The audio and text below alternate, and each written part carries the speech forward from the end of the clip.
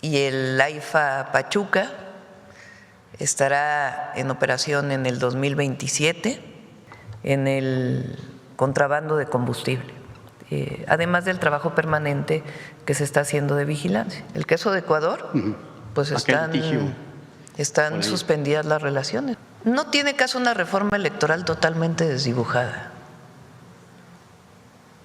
Porque dicen, ¿cómo es que Marx Arriaga se le pidió que pudiera dejar su encargo? Que son encargos. Y al mismo tiempo hay un reconocimiento. Pues sí, hay un reconocimiento a Marx Arriaga. Pues esta es la información del día de hoy. Vamos muy bien. El tren Ciudad de México AIFA inicia operaciones antes de Semana Santa. El Ciudad de México Querétaro y el AIFA Pachuca estará en operación en el 2027 y van muy bien.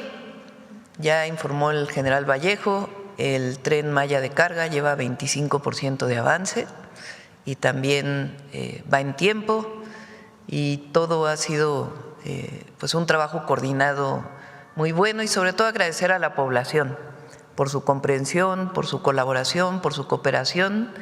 Siempre es complejo el derecho de vía, el poder acordar los montos en los que se va a comprar su tierra o mover alguna vivienda, en fin, y en todos ha habido una excelente cooperación.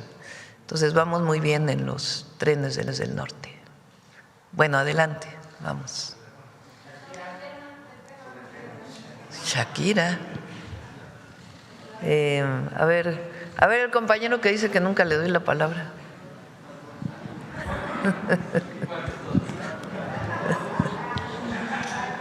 Hola, presidenta, muy buenos días. Yo quisiera preguntarle, insistir un poco sobre, ayer se dieron a conocer audios en torno a una supuesta reunión sostenida por el secretario de Marina con el contraalmirante Fernando Guerrero. Preguntarle si hay ya abierta alguna línea de investigación que dirija hacia el secretario. ¿Le han confirmado algo por parte de...? No hay líneas de investigación contra el secretario, y está abierto toda una línea de investigación relacionada con el llamado huachicol fiscal o el contrabando de combustible. Hay todavía detenciones pendientes, hubo detenciones de algunos miembros de Marina, como ustedes saben, que el propio almirante denunció en su momento, y sigue la investigación en la Fiscalía General de la República, y hay que pues esperar a que continúe y que dé la información la Fiscalía. Y en este mismo sentido preguntarle en la cooperación que se tiene con Estados Unidos, porque también hay abiertas líneas de investigación en la Fiscalía de Estados Unidos, preguntarle si han pedido algún tipo de información a México, están colaborando de manera coordinada con ellos, y usted había mencionado que se iba a solicitar la extradición de personas involucradas en Estados Unidos porque tienen también procesos en México. Si nos pudieran ampliar un poco más la información sobre ello. Sí, son empresarios que se dedicaban a ser parte pues de la entrada de combustible sin pagar impuestos a México, y hay solicitud de extradición de algunos empresarios, y es la Fiscalía pues quien tiene que dar la información, si es que así se puede, en el marco de la investigación, de los nombres de estos empresarios. ¿Son los Jensen? Entre otros. Y presidenta, también, bueno, desde septiembre le pedimos a la Secretaría de Hacienda que nos hiciera favor de actualizarnos el monto de las partidas o los hechos ilegales que hayan detectado, pero no nos ha proporcionado ninguna información. ¿Le han dicho a usted si se actualiza esos 600,000 millones que se habló en un principio, si ya cambiaron han aumentado o se ha iniciado ya el proceso de recuperación de los 16,000 que estaban ya en proceso? Esta es una estimación, lo que dijo en su momento la Procuradora Fiscal. Eso es muy importante. ¿Cómo se hacen estas estimaciones? Pues la estimación del posible volumen de combustible que no pagó impuestos. Entre otras, ¿cómo se hacen estas estimaciones? Por ejemplo, del caso de Pemex, si hay una tendencia en la venta de combustibles de Pemex y cae esa tendencia, que no tenga que ver con lo que se llama el periodo. Por ejemplo, en enero se vende menos combustible normalmente que en diciembre. Entonces, no tiene que ver con esta estacionalidad, sino realmente con una tendencia en la disminución en algunos periodos. Así es que se hace la estimación en un trabajo coordinado con la Secretaría de Hacienda. Y siguen trabajando para poder estimar de qué monto se trató estos impuestos que no llegaron a pagarse por el contrabando de combustible. Y en su momento, cuando se tenga la información, por supuesto, se dará, y tiene que ver también pues con la investigación de la propia Fiscalía. Esto en cuanto hace a la estimación del monto global, pero la fiscal también habló de 16,000 millones querellados, es decir, ya estaban en litigio para la recuperación. Me gustaría saber si hay avance en ello. Pues la Fiscalía tendría que informar. ¿Podría invitar a la Procuradora Fiscal a que nos diera esta información? Sí, en el momento en que esté la investigación ya cerrada y las gráficas de Pemex, que les he estado mencionando cómo ha venido aumentando la venta de combustibles de Pemex, incluso de los privados, lo cual muestra, y su pago de impuestos, lo cual muestra pues que hay una disminución sustantiva en el contrabando de combustible, además del trabajo permanente que se está haciendo de vigilancia. Entonces, con gusto, en el momento que se tenga toda la información, se da a conocer públicamente. Presidenta, en otro tema me gustaría preguntarle, hay ajustes que hacen los gobiernos en sus personal, algunos necesarios porque se trata de cambiar alguna política o dar un viraje en algún sentido que corresponda a la decisión administrativa, en otros porque ellos deciden ir a competir hacia un cargo de elección popular o son invitados en otros gobiernos a participar. ¿Usted tiene en el corto o mediano plazo la vista de cambios en su gabinete? Por el momento no. ¿Ninguno? No. Ok. Y también preguntarle relacionado con el tema del huachicol, si ha recibido por parte de Estados Unidos petición sobre información relacionada con algunos de los funcionarios mexicanos. No. Absolutamente. No. Y finalmente, Presidenta, preguntarle, esta próxima semana usted presentará la reforma electoral o la va a posponer un poco hacia marzo. El martes la voy a presentar, el martes de la próxima semana. Ok, muchas gracias, Presidenta. Gracias. Adelante. Vamos a ver. A ver el compañero que… Buenos días, Presidenta. Alonso Urrutia de La Jornada. Preguntarle qué fue lo que ocurrió ayer en el sistema de aduanas, esta falla que afectó. Se rompió un cable de fibra óptica. Entonces, al romperse el cable de fibra óptica, pues perdió la información durante un periodo de tiempo. Se arregló el cable. Se están viendo las causas de qué fue lo que provocó este rompimiento y también la posibilidad de que haya cables paralelos que eviten que sucedan estas circunstancias. ¿No es muy vulnerable el sistema? Se está viendo la causa, no había ocurrido.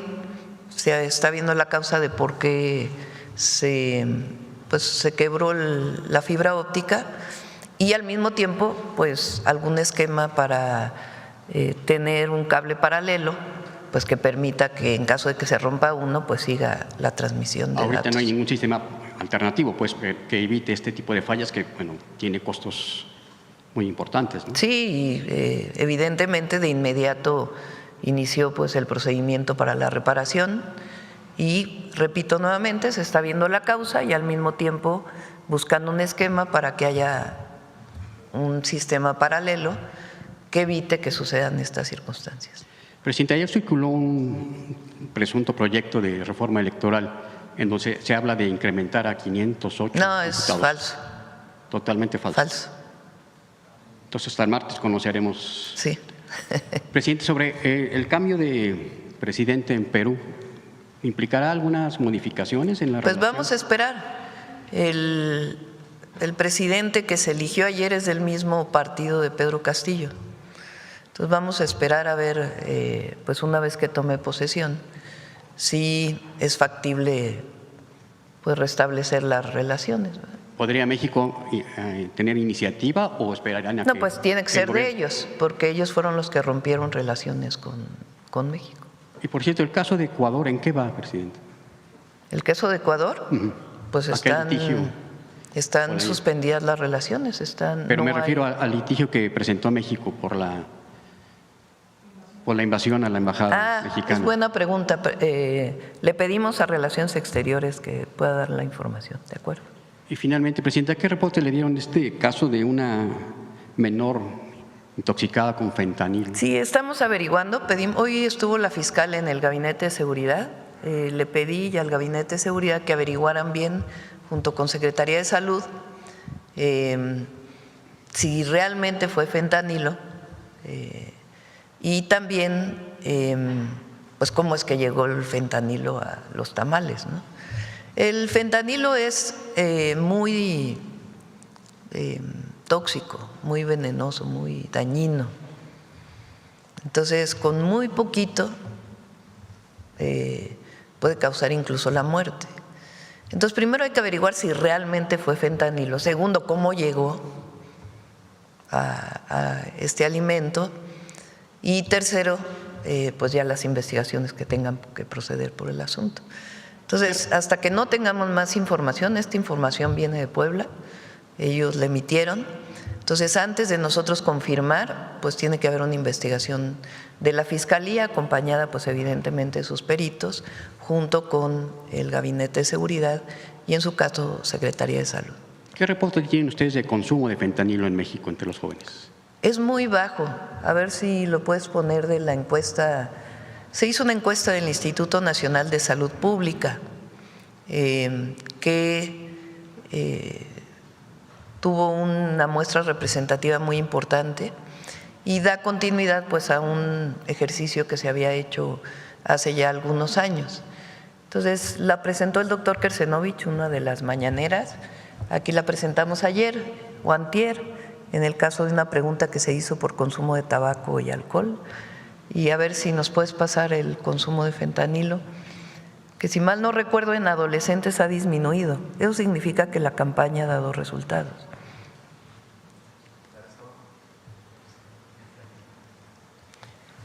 Prevalencia muy baja de consumo no médico, 0.2% alguna vez y 0.1% en el último año.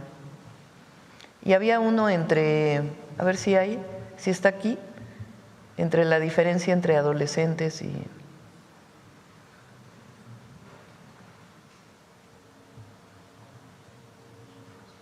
Fíjate, en adolescentes la prevalencia, o bueno, el número de personas que lo consumen en adolescentes pasó de 0.6 a 0.5. En adultos, bueno, es anfetamina, no necesariamente es fentanilo, perdón. ¿No viene fentanilo aparte? ¿No lo traen? Sí se hizo, lo presentamos aquí, pero es muy bajo comparado con Estados Unidos, por ejemplo, o Canadá incluso. Bueno, vamos a ver. Ahora de este lado.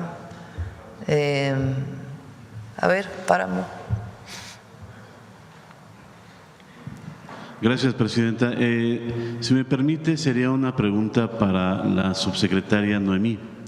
Se ha comentado que fue la revisión de los libros de texto lo que provocó el desencuentro con Max Arriaga. Entonces, si me pudiera explicar qué fue lo que se encontró en los libros de texto y cuál fue la petición que se hizo para modificar los contenidos. ¿Qué se necesita modificar en los libros? Ya la presidenta nos ha dicho que sí se tiene que perfeccionar, se tiene que actualizar, se tiene que actualizar básicamente. Si nos pudiese comentar, subsecretaria, detallar qué es lo que viene para los libros de texto. Sí, lo de las mujeres principalmente. Gracias. Con permiso, presidenta. Muy buenos días a todas y a todos.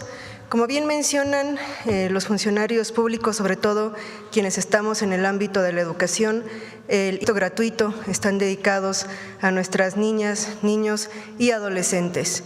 En este caso se hizo durante todo el año 2025 pues un ejercicio con las propias infancias, visitando escuelas. La presidenta nos ha encomendado una tarea de territorio, estar asistiendo a las escuelas desde el preescolar hasta nivel secundaria en todas sus modalidades, asistir también, por ejemplo, a diversos encuentros de docentes, consejos técnicos escolares, las propias consultas con docentes, algunas encuestas, más lo que se trabaja dentro de la Dirección General de Desarrollo Curricular, más todas las recomendaciones, sugerencias que nos hacen distintas instancias, por ejemplo, Afroeduca, que es un colectivo de personas afromexicanas en nuestro país, que también pues hacen una consulta, es decir, se compilan tanto participaciones de docentes, participaciones de las infancias.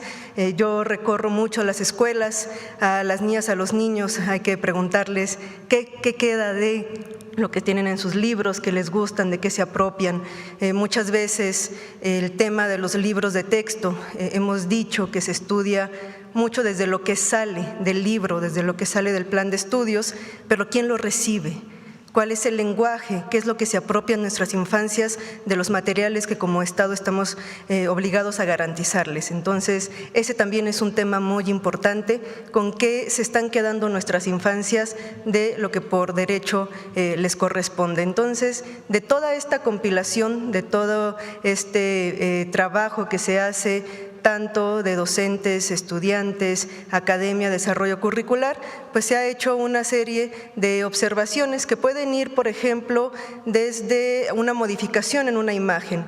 En el caso, por ejemplo, de las afrodescendencias, nos decían que algunas imágenes pueden representarse sin una camisa, ¿no? Entonces nos decían, bueno, tal vez muchas veces un estereotipo de las personas afrodescendientes es que todo el tiempo estamos sin camisa, ¿no?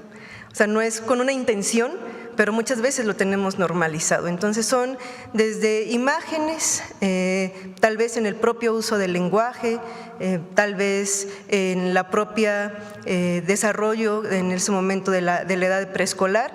En este caso, y también porque nosotros tenemos la obligación de garantizar la entrega de estos materiales, empezamos con primaria y también empezamos con preescolar. De secundaria no hemos concluido el trabajo, pero es eso, es una suma de distintas observaciones de todos los que estamos involucrados, porque esos son los libros de texto. Los libros de texto somos de todos y son de todos, es la suma de muchas voces y es la suma del trabajo de muchas instancias, personas y sobre todo, bueno, como refiero, sobre todo de nuestras niñas, niños y adolescentes, que es a quienes nos dirigimos. Gracias, subsecretaria. ¿Estas modificaciones estarán listas hasta el siguiente ciclo escolar? Para nosotros garantizar que los libros de texto se entreguen, nada más para que dimensionemos, entregamos al año 155 millones de libros de texto. Por lo tanto, cada mes a partir de enero hacia el mes de junio se imprimen entre 28 y 30 millones de libros de texto al mes. Retrasarnos implica que no garanticemos la entrega al inicio del ciclo escolar y eso es algo que no nos podemos permitir. Es por eso que el trabajo de la revisión, de la edición y todo lo que implica el libro de texto lleva pues, importantes meses de trabajo. Los libros que van para el siguiente ciclo escolar 2026-2027 ya están en un proceso de impresión y de entrega. Estuvimos el pasado 12 de febrero ya en el banderazo porque estamos garantizando que estos libros de texto ya van camino a las escuelas, porque lo más importante es que iniciemos el ciclo escolar con nuestros materiales educativos. ¿Y estas modificaciones que se tendrían que hacer, se hicieron o van a tener que esperar? Estamos en el proceso de la incorporación. Como les mencionaba, nosotros tenemos que concluir con los materiales para poderle estar impresos antes del mes de enero. Es decir, si yo retrasábamos, bueno, todo el equipo también se involucra con Alitec, si retrasamos la impresión, no garantizamos la entrega al inicio del ciclo escolar. No podemos darnos ese lujo, no podemos fallarle a las niñas, niños y adolescentes. Por lo tanto, todo lo que son sugerencias, observaciones, se trabajan previo a un ciclo escolar. Y la solicitud que habían hecho los profesores de las guías para poder aplicar ciertas asignaturas, ¿también se logró hacer estos materiales? Esto es un tema muy importante. Esas guías se diseñaron en el año 2024. Fue una solicitud de la administración anterior. Recordemos que nuestro plan de estudios entra en vigencia, nuestro plan de estudios para preescolar, primaria y secundaria 2022. En el año 2023, algunas de estas voces de los profesores decían, vamos también a fortalecer e implementar la nueva escuela mexicana. Por lo tanto, si ustedes ingresan a la página de la Subsecretaría de Educación Básica, no solamente van a encontrar los cuadernillos de matemáticas, van a encontrar, por ejemplo, de bienestar socioemocional, de educación artística, del fomento a la lectoescritura, de educación artística, es decir, fueron diversos los cuadernillos que se implementaron. ¿Qué sucedió? Que muchos de estos materiales se quedaron alojados en la página y nada más se quedaron en una edición digital. ¿Qué es lo que nos demandan nuestras maestras y maestros? Que esos materiales también se impriman. Por lo tanto, fueron diseñados y publicados entre enero y agosto de 2024, es decir, es un trabajo de la administración anterior, no correspondería a nosotros atribuirnos ese gran trabajo que se había hecho. ¿Qué hicimos en esta ocasión? Garantizar y buscar que esos materiales se imprimieran, y entre ellos están los cuadernillos de matemáticas de la fase 3, 4 y 5 que están llegando a nuestras escuelas. Algo muy importante y que también me gustaría destacar es que el plan y programas de estudio están llegando de manera impresa ya a nuestras escuelas para que las y los maestros pues tengan también la nueva escuela mexicana en sus manos. No es lo mismo leer de manera virtual que tener nuestros materiales impresos. Muchas gracias, subsecretaria. Gracias. Permiso, Presidenta. Presidenta, nada más, si tiene una actualización de las investigaciones que se han llevado a cabo en Puebla tras el hecho violento que ocurrió fuera de un bar en la zona de Angelópolis en la semana pasada.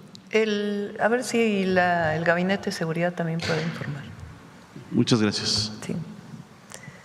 Vamos con otra pregunta sobre el tema. A ver, la compañera.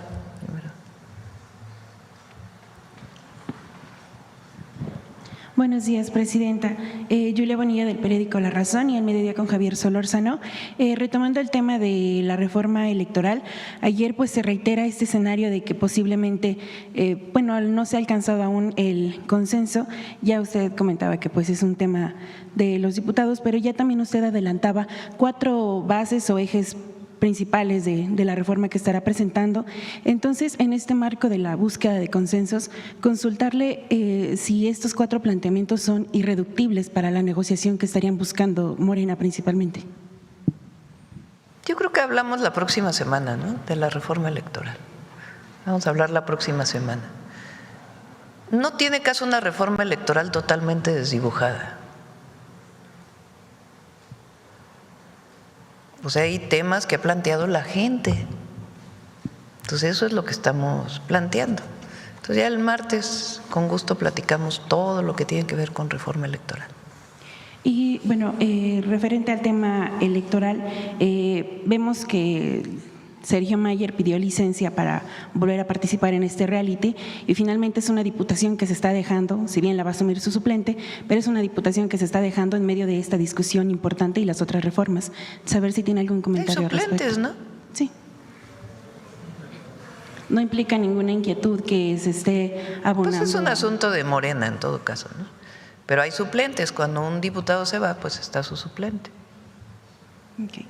Y bueno, retomando también el tema ahora de educativo, ya no hubo oportunidad ayer de preguntarle a la secretaria de Anticorrupción, pero mencionaba que se inician todas las investigaciones a partir de que se reciban oficios o haya quejas o pruebas. Se estuvo reportando a lo largo de estos días que ha habido denuncias de parte de extrabajadores o de trabajadores dentro de materiales educativos que acusan pues que se les pide dinero, entre otros asuntos. Falso, Entonces, no hay. Y además quiero, porque dicen, ¿cómo es que Marx Arriaga se le pidió que pudiera dejar su encargo? Son encargos. Y al mismo tiempo hay un reconocimiento. Pues sí, hay un reconocimiento a Marx Arriaga. Es un hombre con doctorado, culto, que hizo un gran trabajo al frente de los libros. Y todo nuestro reconocimiento a Marx Arriaga, todo. Toda esta crítica de la derecha ahora contra él, pues nada más que comparen currículums. El currículum de Marx Arriaga, sus publicaciones, su trabajo, con el de cualquiera de sus críticos. Nada más que a veces pues hay desencuentros internos y entonces se le orienta si quiere participar en otro espacio, él decide que no y finalmente pues ya no está en el cargo. Pero esta crítica ahora, a ver, nada más que le miren su currículum a Marx Arriaga. Y la nueva escuela mexicana no se va a modificar.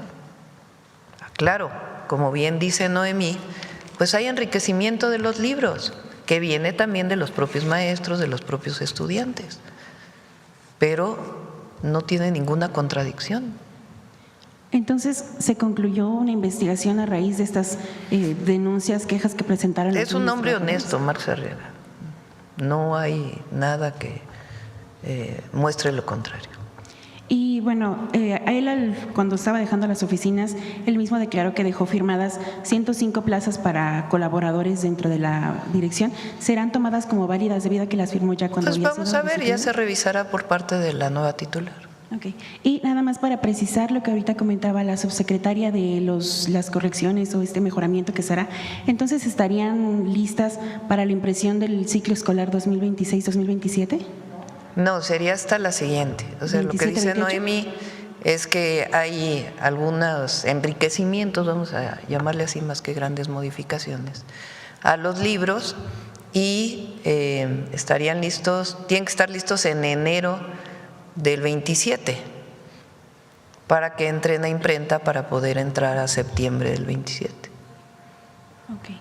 Y por último, presidenta. ¿O agosto? ¿Cuándo se entra a la escuela? Septiembre, ¿verdad? Y por último, presidenta, hoy en La Razón publicamos que, bueno, de acuerdo con reportes que también se extraen de datos de Pemex, el tema del robo de hidrocarburo ha disminuido 10%. Sin embargo, se está observando un repunte en algunos estados como es Hidalgo y sobre todo lo que llama la atención es que está como migrando el tema del robo de hidrocarburos ya al sureste del país. ¿Está migrando qué, perdón? El tema del robo de hidrocarburo, es decir, se ha concentrado históricamente en esta zona de Hidalgo, Jalisco, etcétera, y ahora, bueno, lo que se está observando es que está habiendo un repunte bastante importante de hasta 300% en el estado de Tabasco, en la región sureste del país. Entonces, a ver si ustedes tienen observado este fenómeno del robo.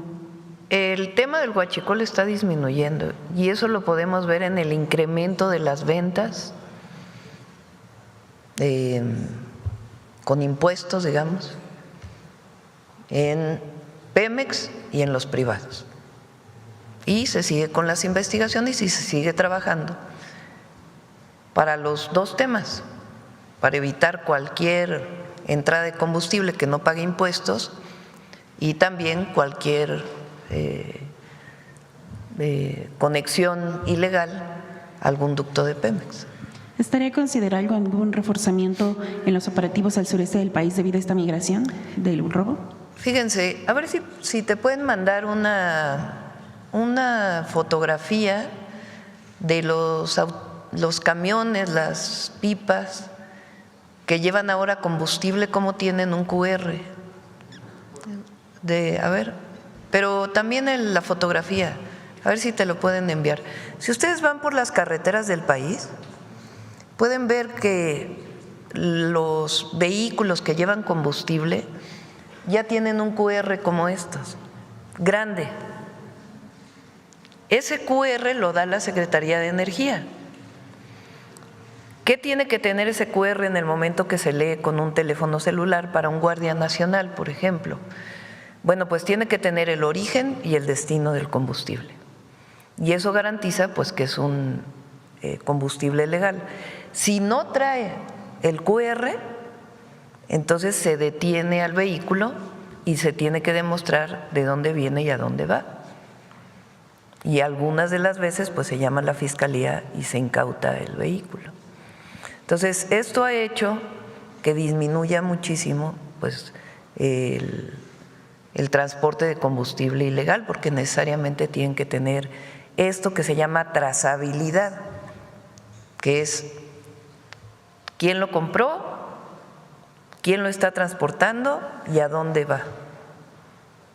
Y eso es un trabajo muy intenso que se hizo del SAT, Secretaría de Energía, aduanas y Pemex, en todo este trabajo de la Comisión Nacional de Energía. A inicio de esta semana, bueno, el reporte es particularmente sobre… A ver si tienen por ahí una fotografía de casualidad. Ajá. El reporte es particularmente sobre tomas clandestinas, es decir, estos pinchazos a los ductos.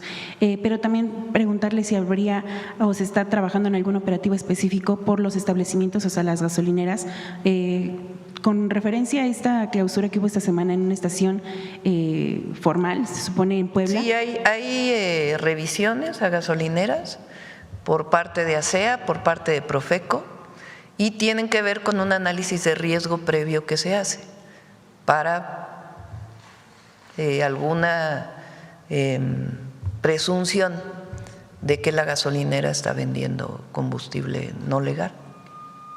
Gracias, presidente. Sí. ¿No tienes foto ahorita?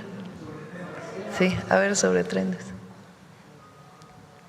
Buenos días, Presidenta. Hans Salazar, de Noticiero en Redes. Sobre el tema, Presidenta, preguntar esta gran red ya de ferrocarriles que resurgen en nuestro país y que ya están en plena construcción y avances como se han planteado, preguntar los polos de desarrollo, cómo vienen en conjunto al desarrollo también. Sabemos que, bueno, tiene que ver con el tema industrial, con la carga, con trenes de carga, pero ¿cómo pueden confluir? Porque también en los polos de desarrollo entiendo que podría haber más, ampliar la gente que pueda vivir cerca de ahí y pueda considerarse, si no que el tren pase por ahí, pero que sí haya una relación entre estas redes de ferroviarias con los polos de desarrollo. Esa sería una. Y también en esto mismo, otra pregunta. Entiendo que todo está privatizado en cuanto, desde el sexenio de Zedillo, el de carga, los trenes de carga. El gobierno federal no tiene ningún punto a considerar que retome algo al respecto de trenes de carga, o todo lo tendrá la parte privada como lo ha venido teniendo. Por ejemplo, el México-Pachuca, Ciudad de México-Pachuca, ahí donde estuvimos en la inauguración, bueno, el inicio de la construcción, justamente ahí en Hidalgo hay un polo de bienestar que muy probablemente tenga una orientación a farmacéutica, porque ahí muy cerca hay desarrollos farmacéuticos y ya hay mucho interés. Y así en otras áreas en donde va el ferrocarril. En el caso del de carga, recuerden que el malla de carga lo va a operar la Defensa Nacional a través del Tren Maya. El Tren Maya está operando, la empresa Tren Maya opera el tren de pasajeros y además va a operar el tren de carga. Y no sé si quieras mencionar algo más sobre los trenes de carga, Andrés.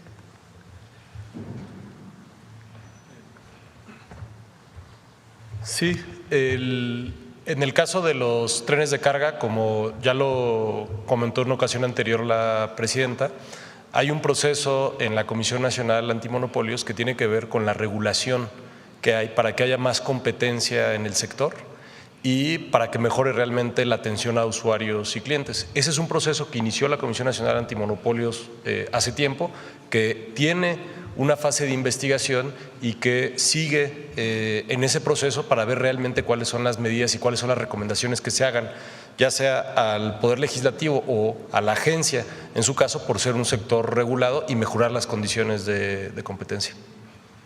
Gracias.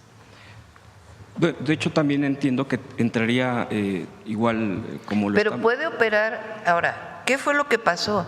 Concesionaron las vías, no solo el servicio. Sí. Ese es pues uno de los grandes temas. La concesión del tren de carga, que fue una barbaridad, esa privatización, porque si el tren de pasajeros pudiera tener algún problema de rentabilidad, que ya saben que eso pues siempre es subjetivo, ¿verdad? Porque transportar pasajeros de un lugar a otro, podrían decir, por ejemplo, el metro de la Ciudad de México no es rentable porque está subsidiado el boleto. Pues cómo no va a ser, imagínense que no hubiera metro en la Ciudad de México, ¿verdad? Entonces todo depende cómo se analice. Nosotros lo vemos desde una perspectiva de servicio y de desarrollo regional.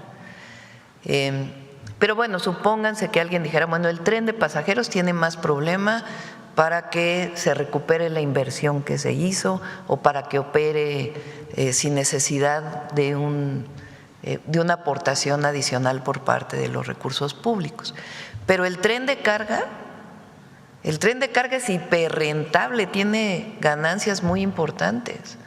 Entonces el privatizarlo pues fue privatizar algo que además se construyó y fue nacionalizado en su momento, que era público y después se privatiza para el beneficio de un privado. Entonces, para empezar eso. Pero después se concesionaron las vías, no solo el servicio. Podría haber sido, por ejemplo, que las vías se quedaran como parte del Estado y en todo caso concesionas el servicio. No, concesionaron todo a muchísimos años. Entonces el problema que tienes para que otro use esas vías, pues es que le tiene que pagar al que hoy tiene concesionadas las vías. Pero lo más complejo de todo es que concesionaron las vías, unas de un lado de la República, otros de otro lado de la República, y entonces el que pase un ferrocarril de un concesionario que tiene una vía concesionada a otra vía concesionada, pues tiene problemas. Entonces eso afecta el tránsito de mercancías en nuestro país. Y eso es lo que está revisando ya desde hace tiempo, cuando era la COFESE y ahora la Comisión Nacional Antimonopolios, para promover pues que sean mucho más competitivos los trenes de carga en nuestro país. Tren de carga es una de las formas más eficientes de transportar, si no es que la más eficiente de transportar mercancías. Imagínense ustedes que viene un barco cargado de contenedores. En un barco pueden llegar miles de contenedores y luego llegan al puerto y cuando se transporta en tractocamión, pues hay veces que es un contenedor por tractocamión, o cuando son dobles, pues son 2 contenedores por tractocamión. Entonces, si vienen 1000 contenedores y es un contenedor por tractocamión, pues se requieren 1000 camiones. En cambio, el tren pues lleva los contenedores y solamente es una locomotora que lo está jalando. Entonces es muy eficiente, pero en México tienen que ser más competitivos porque la manera en que se privatizó pues en realidad pues genera muchas ganancias y no hay los beneficios que pudiera tener. Sí. Ahora, por eso el tren de Maya pues se decidió que fuera público.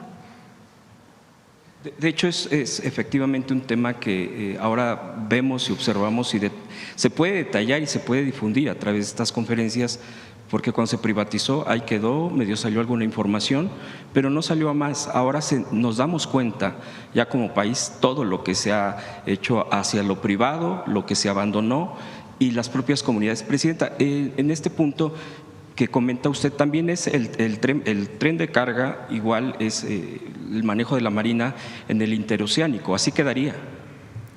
El interoceánico también es público. Digo, y así quedaría también, esa es la idea, que lo siga manejando la Marina. Sí, como saben, el tren interoceánico después del accidente se está trabajando la Fiscalía y la Secretaría de Gobernación, la Comisión de Víctimas, para poder hacer la reparación integral del daño de todos los que viajaban en el tren.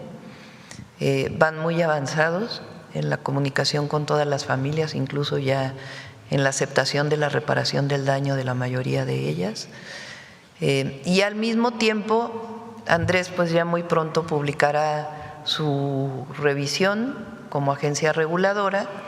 Tiene que cerrar también la investigación de la Fiscalía porque dieron un primer avance, pero tiene que cerrar. Y también ya está una empresa internacional, no sé si quieras platicar eso, trabajando en la certificación del tren que va a dar una serie de recomendaciones. Sí, de hecho, la empresa que le llamamos un tercero independiente, porque el objetivo es que sea una empresa que, digamos, no tenga una relación con las partes en términos de cómo elabora sus documentos, lo hace en colaboración en términos de conocer bien todas las características del servicio, la infraestructura, etcétera, ya empezó a trabajar. Entonces, hace unos días incluso salió una nota de periódico que decía que habían visto los trenes haciendo pruebas. Son parte del trabajo que se está haciendo para primero tener una evaluación de las características del servicio, después tener un conjunto de recomendaciones a implementarse en todos los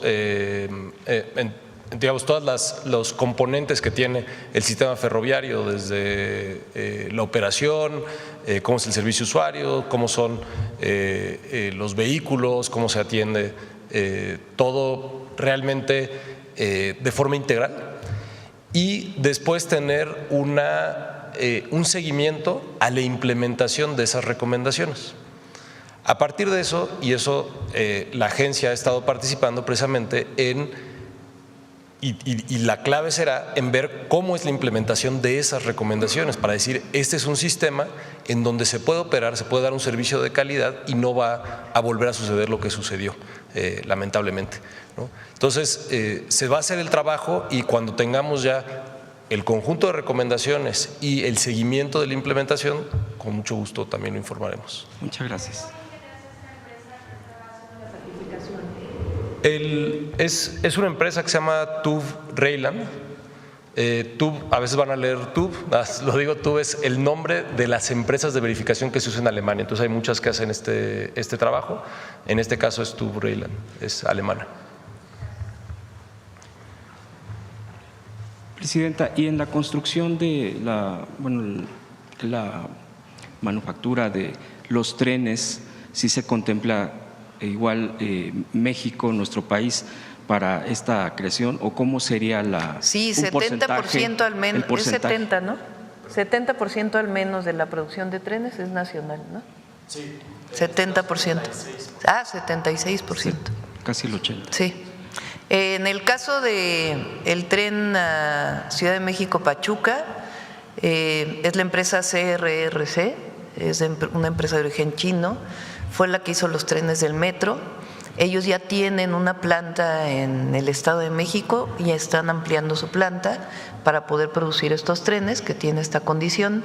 Y en el caso de Alstom es la planta que tienen en Ciudad Sagún desde hace tiempo, que ellos ganaron la primera licitación de los trenes hacia el norte. Perfecto. Otro tema, Presidenta, muy breve, es preguntarle sobre Correos de México.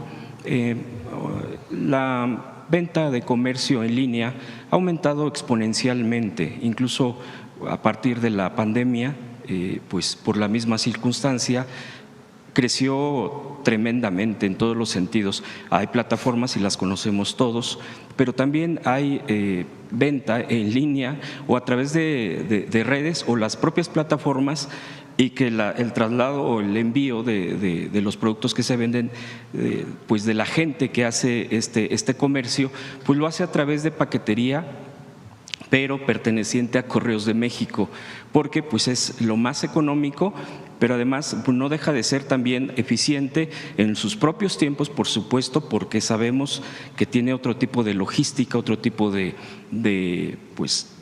costo. No es lo mismo que uno pague 60 pesos, por ejemplo, para enviar un paquete a algún estado de la República. Esto en Correos de México, preguntarle, ¿hay modernización al respecto? Se ha mantenido, porque también los gobiernos anteriores lo que querían eran prácticamente desaparecerla o privatizarla o irla vendiendo, etcétera. ¿Cuál es el tema ahí en Correos de México, Presidenta?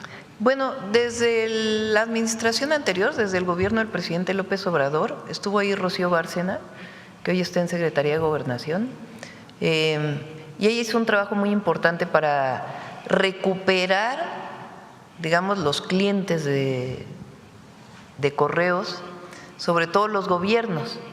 Sí.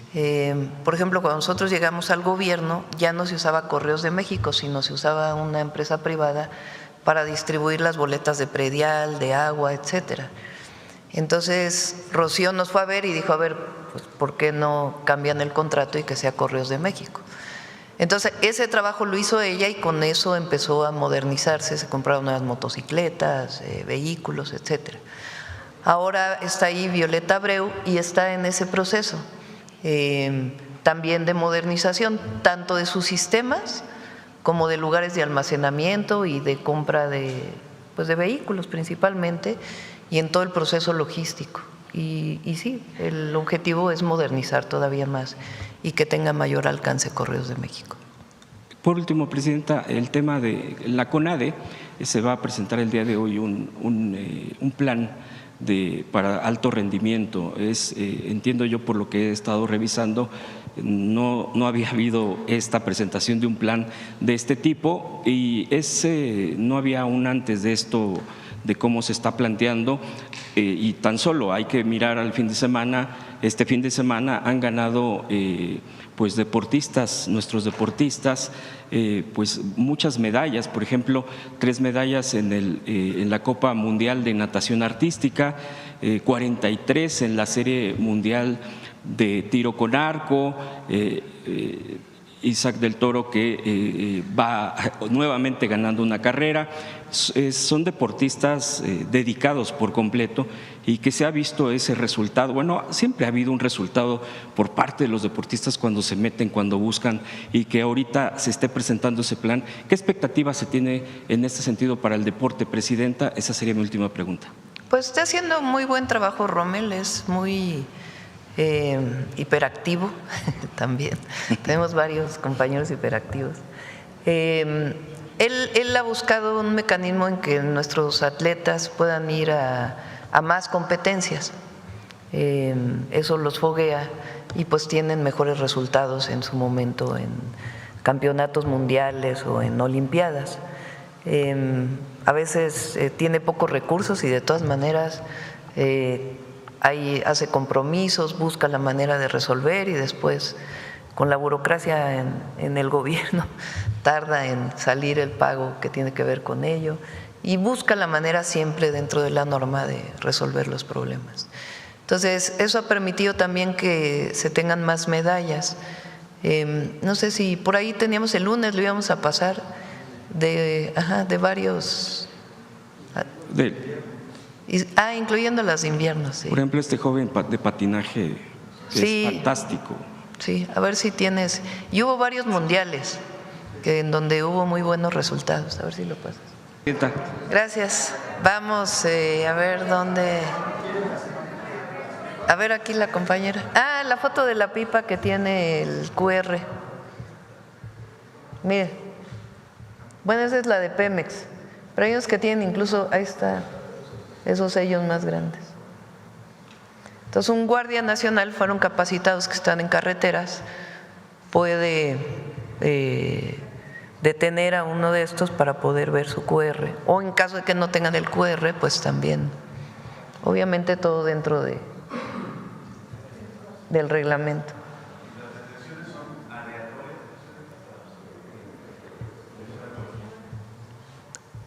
Sí, es aleatorio. A ver, vamos. Gracias. A ver. Me había dado la palabra, presidenta. Ah, sí, perdón. Gracias, buenos días. Me distraje. Sí. Aurora Castillejos, del Sistema Público de Radiodifusión del Estado Mexicano, Canal 14. Mandataria, preguntarle, nos hablan de estas vías, estas nuevas vías que se están dando, ampliación. ¿Cómo está beneficiando a la población? ¿Qué les dice la gente que vive cerca de estas zonas? ¿Cómo les está beneficiando? Bueno, no sé si quieras, Néstor, la gente cómo está recibiendo el tren, tú que estás ahí en campo. Con su permiso, presidenta. Pues como decía la secretaria Edna, la verdad es que el proyecto tiene entusiasmada a la gente. Muchas comunidades, como ya señalaba la presidenta, quedaron pues muy cercanas a las vías del tren, y cuando se privatizaron y se quitaron los trenes de pasajeros, se quedaron aisladas. Entonces, el regreso de los trenes de pasajeros tiene muy entusiasmada a la gente. Prácticamente quieren estaciones como si fuera el metro, a cada 3-4 kilómetros. Eso, por supuesto, lo define la Agencia de Trenes y Transporte Público Integrado junto con el agrupamiento de ingenieros, pero la realidad es que la gente está muy entusiasmada y muy contenta con la obra. Eso nos ha ayudado mucho a la liberación del derecho de vía y a que haya esta paciencia y coordinación ahora que ya tenemos las obras avanzando. La verdad es que mucho entusiasmo en torno al tren, más bien están, además de las estaciones, queriendo saber cuándo ya van a poder subirse. Gracias. Además, sobre estos trenes que llegan o comparten ruta con la Ciudad de México, saber si la tarjeta de movilidad integrada va a funcionar para… Esa es buena pregunta. No sé, Andrés. ¿Sí? A ver. Justo, bueno, ya tenemos un primer ejemplo de que ha funcionado bien. En el caso del Insurgente, se puede usar la tarjeta de movilidad integrada de la Ciudad de México. De hecho, si ven la tarjeta, tal vez fue como muy gradual, pero en las tarjetas ya aparece el logo del Insurgente. Y para la gente es muy fácil, es muy sencillo. La mayoría de los transbordos que están sucediendo en Observatorio son al metro. Entonces las personas que cargan su tarjeta en el metro la usan en el tren, que la cargan en el celular. De hecho, también la aplicación de la Ciudad de México ya tiene una tarjeta digital. Entonces ni siquiera necesitas comprar la tarjeta, sino simplemente bajas la aplicación de la Ciudad de México y ahí mismo la recargas. En el caso del tren al AIFA, en este momento estamos trabajando para que, y esto es en coordinación con la Dirección General de Ingenieros de Sedena, que probablemente está llevando a cabo la obra, estamos trabajando para que la tarjeta que actualmente se usa a Cuautitlán se pueda usar, que es como se planeó originalmente, pero también estamos trabajando para poder implementar el uso de la tarjeta de movilidad integrada hasta el AIFA. En los servicios que son más cercanos a la Ciudad de México es más evidente esa integración.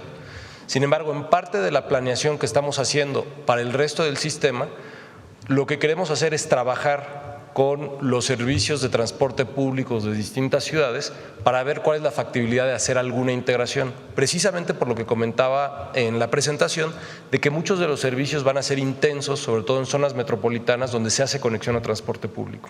Entonces, al menos lo que sabemos que ya se pudo hacer en la Ciudad de México con el Insurgente, sabemos que se puede hacer al AIFA y probablemente a Pachuca, que es la misma línea, y con ese modelo es lo que queremos trabajar en las grandes ciudades donde crucen los trenes. Bien, ahora no solo las grandes ciudades, nos hablaban también de estas consultas con los pueblos indígenas, a ver cómo se efectúan y cuáles son las peticiones que se tienen o cómo se llevan a cabo. Se realizan con una metodología específica que está determinada por el Instituto de Pueblos Indígenas. Entonces, en caso de que haya una comunidad indígena, un pueblo indígena, llega el INPI y con ellos se trabaja para que ellos realicen la consulta en coordinación con el equipo que está en territorio. Gracias. Finalmente, preguntarle, ayer recibió a la directora de Standard & Poor's, nos explicaba que era para hablar sobre los retos de la inteligencia artificial y en economía, saber qué se concluyó, si nos pueden dar un poco más. Pues fue una plática, no es que hubiera algún acuerdo o algo en específico. Pues son personas muy aparte pues del trabajo que desarrollan en su propia empresa, pues tienen mucho conocimiento de lo que pasa en la economía mundial. Y hoy, como ustedes saben, la inteligencia artificial requiere pues estos grandes centros de datos, que se están poniendo muchos de ellos en Estados Unidos. Entonces fue alguno de los temas de conversación, estos centros de datos que almacenan y procesan información muy rápida, pues usan mucha energía. Entonces, ahí donde se pone un centro de datos, pues tiene que haber la garantía de que hay generación eléctrica. A México obviamente le interesa tener algunos centros de datos. Todo pues depende también de las características del uso de agua, porque también usan agua, y de la disponibilidad de energía. Entonces fue alguno de los temas que se hablaron.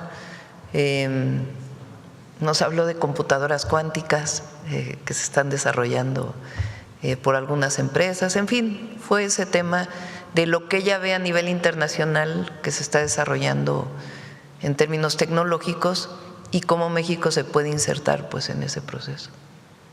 Gracias, buen día, presidente. Gracias. Vamos para acá a ver al compañero. Ahora nos vamos a ir temprano. El compañero acá atrás. Vamos a ir temprano porque vamos hasta Puebla al Día del Ejército. Abel Cuapa de Puebla, precisamente, presidenta. Preguntarle algunos temas sobre ahí en el Congreso del Estado, ahí en la Comisión Inspectora del Congreso, están nuevamente evaluando regresar el fuero a los diputados. ¿Regresar qué, perdón? El fuero. Esto usted ya lo había comentado previamente que se iba a quitar esto en la reforma electoral. ¿Cómo ve esta propuesta que se está analizando allá en Puebla todavía en el Congreso del Estado? ¿Cómo la veo yo? Sí, exacto, sí. Bueno, pues tienen que definir ellos, ¿no? ¿Qué es el fuero? El fuero es una condición que tienen principalmente diputados y senadores para que no pueda juzgárseles por algún delito mientras son diputados o senadores. Esto pues viene desde hace mucho tiempo. El presidente antes tenía fuero, ahora ya no tiene. El presidente López Obrador quitó el fuero y hay un esquema específico de cómo un presidente o una presidenta pueden ser imputados o juzgados. Ahora, eso no quiere decir que no haya investigaciones a un diputado o un senador. No se le puede detener mientras tenga fuero, pero se les pueden hacer imputaciones. Y en el momento que pierde el fuero, porque ya no es diputado o senador, pues puede ser procesado. Y el diputado o senador tiene que presentarse al Ministerio Público. Eso es muy importante, porque no le da impunidad en el sentido de que no se pueda hacer una investigación contra un legislador o una legisladora, sino sencillamente no se le puede detener mientras está cumpliendo sus funciones. Pero la persona pues tiene que contestar en caso de que haya imputaciones, ¿no? ¿Cómo puede hacerse? Pues la propia Cámara de Diputados y Senadores les tiene que quitar el fuero, la Cámara de Diputados les tiene que quitar el fuero para poder ser detenido en su caso, ¿no? Ese fue el caso de el entonces jefe de gobierno del Distrito Federal, cuando lo acusaron falsamente de haber violado un amparo al entonces jefe de gobierno López Obrador, y por eso lo desaforaron en la Cámara de Diputados, cuando en realidad era un tema político para que no participara en la elección del 2006. Entonces, bueno, pues tiene que determinarlo. Yo creo que todas las mexicanas y mexicanos somos iguales y no necesariamente tendrían por qué tener fuero, ¿verdad?, diputadas y diputados. Pero sí es importante que se sepa que aunque tengan fuero, se les puede imputar algún delito. No se les puede detener a menos que le quiten el fuero o cuando deje de ser diputado, ¿verdad?, si el proceso sigue. Gracias, presidenta. Y ya en un segundo tema, también algo local en Puebla. Hay un tema en la Fiscalía General del Estado sobre presuntos actos de corrupción y extorsión y abusos de gente cercana a la fiscal, Damis Pastor. Hoy esa gente cercana ya ha salido de la instancia de la Fiscalía. por estos tipos de temas. Sin embargo, siguen quejas en contra del papel, el actuar de la Fiscalía allá en Puebla. Desde su perspectiva, ¿qué recomendación o qué evaluación le daría al gobierno de Puebla y a la propia Fiscalía, si bien son instancias separadas, cuál tendría que ser el papel de la fiscal en Puebla? Bueno, no conozco en particular el tema, ¿no? Habría que tener más información. Y solo insistir en esto de los cambios que ya ha platicado sobre, ya dijo que no hay cambios en corto o a largo plazo en su gabinete. ¿Cómo se evalúa desde su perspectiva el papel que está haciendo el exgobernador de Puebla ahora aquí en la Federación? Muy bien, trabaja muy bien Sergio Salomón. Está haciendo un trabajo muy bueno ahí al frente del instituto. Estamos por enviar una iniciativa para hacer un cambio en el Instituto Nacional de Migración. Él no la propuso porque tiene muchas funciones diversas y la idea es poder garantizar todas sus funciones y también evidentemente la protección a las y los migrantes en nuestro país. Entonces estamos por enviar una iniciativa que tiene que ver con una modificación al instituto, incluso se llamaría Instituto de Movilidad Humana, porque ya migración ya es pues un nombre que ya no necesariamente se usa, en realidad es movilidad de una persona de un lugar a otro. Gracias, Presidenta. Sí. Cerramos. Vamos con mujeres en la historia. Sí, ocurrió destrucción. Ya están organizando funerales para 7 personas que resultaron difuntas. Revisamos el tema. Yo pensé que preguntabas de 2 navíos que fueron interceptados y fue incautada droga por parte de la Secretaría de Marina. Ayer y antes de ayer y ayer, cerca de 7 toneladas de cocaína. Sobre el otro tema, obviamente